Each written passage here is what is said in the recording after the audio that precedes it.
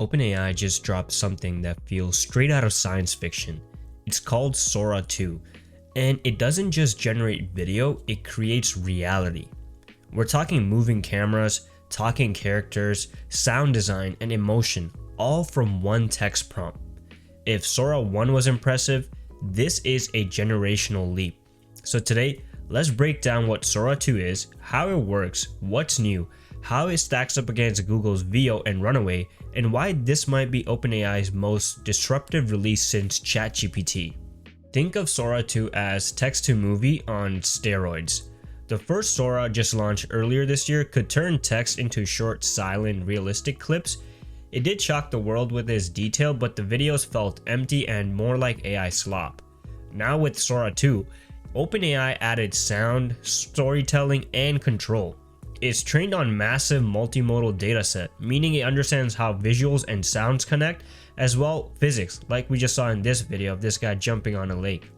You can type a rainy street in Tokyo at night, a woman walking with a red umbrella while jazz plays in the background, and Sora 2 doesn't just imagine it visually, it composes the jazz, generates the footsteps, and syncs the sound of rain with her movements. It's the first time an AI model can generate sight and sounds together in one continuous thought. So what exactly got upgraded? Number 1, synchronized audio. This is huge. Dialogue, ambient sound, even soundtracks that rise and fall naturally. Number 2, a cameo mode.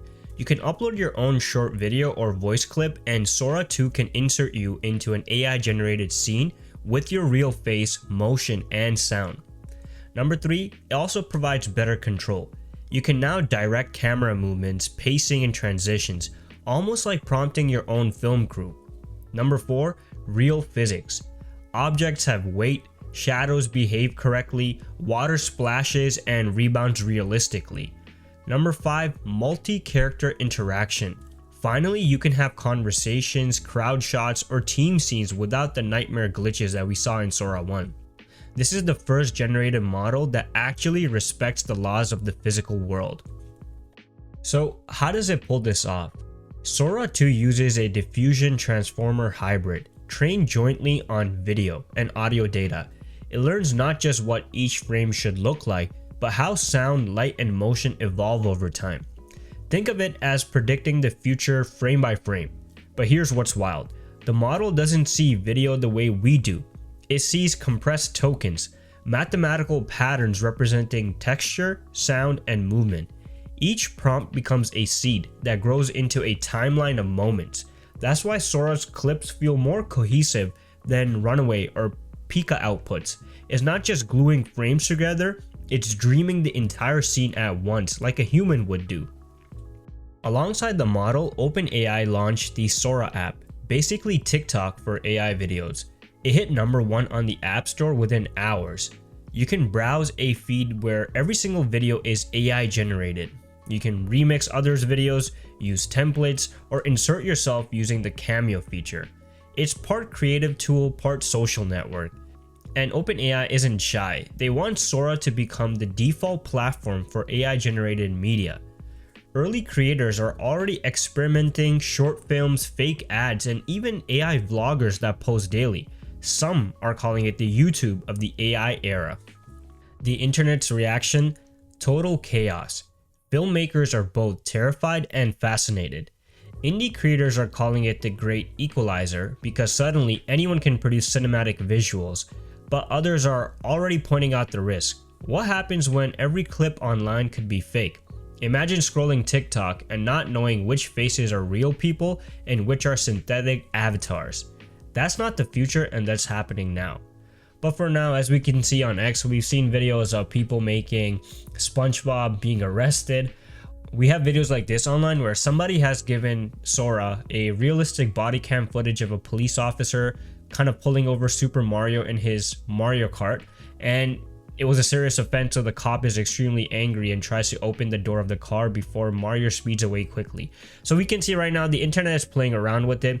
As well, there has been some concerns of people using it for the wrong reasons, obviously, because it is the internet at the end of the day. There's also people online who believe that Sora 2 will make millionaires from faceless content creation, but that's only if you learn how to prompt them correctly. You can make a YouTube video in 5 minutes, a short in 5 minutes with a simple prompt and an AI system that kind of guarantees consistency. You also have people using Sora 2 on classical anime, and the results are kind of believable, I would say. And you can already expect that hundreds of fans and people will make parodies that are going to come out, and Sora 2 is definitely going to be used in AI anime, I believe, in the future. You also have people making funny videos like this where a goat has entered what it looks like a convenience store or something like that. You also have people using their creativity and using Sora 2 to create a 90s toy ad of Epstein Island, which is kind of crazy to me, but as you can see, the internet is a wild place and people at the moment are just using it for memes and stuff, but we do have some violators. Of course, Sora 2's launch didn't come without any drama or risk. Within 48 hours, reports surfaced of violent and racist clips slipping through moderation. The Guardian ran a headline calling Sora's 2 guardrails not real. And then there's the deepfake problem. If anyone can upload their face, what's stopping someone from making fake news, political scandals, or AI-generated revenge content? OpenAI says it's adding invisible watermarking and human review, but with millions of clips being generated daily, that's a losing battle. Then there's the copyright side of things. OpenAI promises rights holders can opt out, but artists argue that's backwards. You shouldn't have to opt out of something you never opted into. Still, OpenAI is pushing this forward. They're betting that speed, scale, and creator hype will outweigh the backlash, but let's see what happens with this new technology. Also, Sora 2 enters a heated battlefield. Google just unveiled Veo 3 earlier this year, which also generates video with sound and supports longer clips. Meta is testing its Vibes video model, and Runaway's Gen 3 Alpha is quietly getting better every month. But what gives OpenAI the edge is ecosystem lock-in. Sora 2 integrates directly into ChatGPT Pro and the upcoming Creator Suite. You'll be able to write a script, storyboard it, and generate a full video all inside ChatGPT.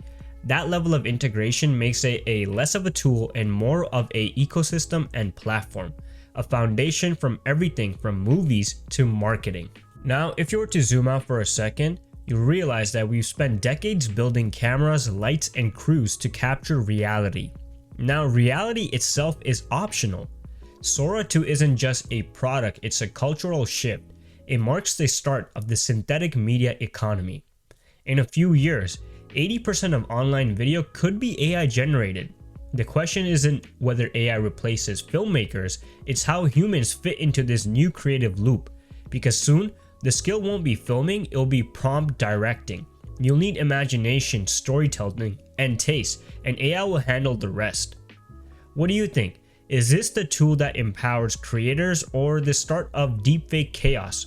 Drop your thoughts below, hit like if this breakdown helped, and subscribe to the Universe of AI for more deep dives into the wild world of artificial intelligence.